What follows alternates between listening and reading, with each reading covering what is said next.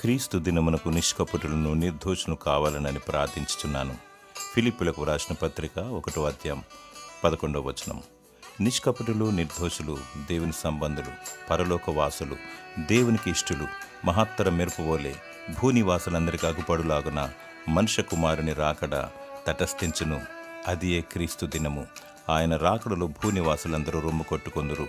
యేసు అనుకొనని ఘడియలో రారాజుగా తీర్పు తీర్చుటకు ఈ భూమికి ఎత్తించును. ఆయన రాకడ తప్పదు, కానీ సమయం ఎప్పుడో తెలియదు. గనుక క్రీస్తు దినమునకు పరిశుద్ధముగా అగుపడాలి, ఎత్తబడి గుంపులో ఉండాలి. భలా నమ్మకమైన దాసుడాని దేవుని ద్వారా మెప్పు పొందాలి. నిందారహితముగా నిర్దోషంగా జీవించు, నిత్య రాజ్యము పొందుకునేదవు. యేసు పరిశుద్ధ రక్తమందు కడుగబడి అంతం వరకు ఆయనను వెంబడించినప్పుడు నీవు దేవునితో సదాకాలము ఉందువు. దేవుడు నీకు జీవ కిరీటము దయచేయునుగాక. ఆమేన్.